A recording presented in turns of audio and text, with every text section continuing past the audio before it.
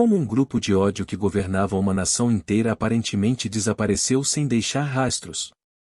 Aviso de spoilers, eles não o fizeram. Apesar de a Segunda Guerra Mundial ter fascinado historiadores e o público desde 1945, o destino dos perpetradores de um dos maiores males de todos os tempos é discutido com menos frequência. Hoje, na série Curiosidades Históricas, vamos explorar a dolorosa verdade sobre o que aconteceu com os nazistas após a Segunda Guerra Mundial.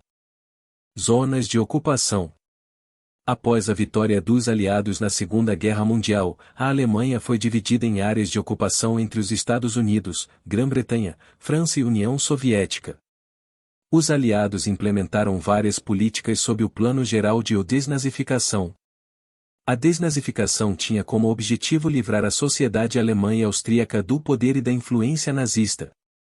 A situação dos nazistas detidos variava dependendo da zona em que viviam.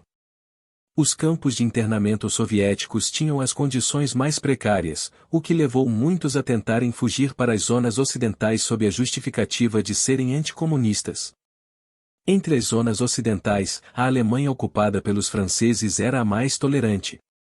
Eles viam a Alemanha como um todo responsável pela guerra e davam menos importância à distinção entre nazistas e não nazistas. Desidentificação. Nos 5 anos seguintes à guerra, cerca de 400.000 alemães foram detidos em campos de internamento, aguardando possíveis punições. Isso pode parecer um número significativo, mas quando consideramos que na época havia cerca de 45 milhões de alemães que eram membros ou apoiadores do Partido Nazista, algo não se encaixa. O problema da desnazificação era de uma magnitude enorme.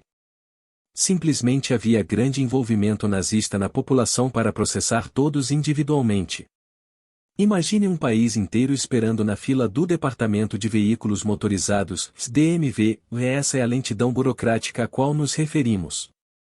Outra questão era a reconstrução da economia alemã. De acordo com as regras da desnazificação, os infratores deveriam ser removidos de cargos de alto escalão e forçados a realizar trabalhos manuais. No entanto, se todos os nazistas e simpatizantes nazistas fossem responsabilizados, não haveria mão de obra qualificada o suficiente para manter uma sociedade funcionando. Na zona britânica, por exemplo, descobriu-se que 90% dos advogados eram nazistas. Como não poderiam ter uma sociedade em funcionamento sem leis ou ordem, os britânicos permitiram que 50% dos serviços civis legais alemães fossem formados por nazistas ou nominais. Ou seja, eram considerados nazistas, mas não eram verdadeiros nazistas. A zona francesa enfrentou um problema semelhante com os professores. Depois de demitir 3/4 dos professores devido à influência nazista, eles tiveram que recontratar.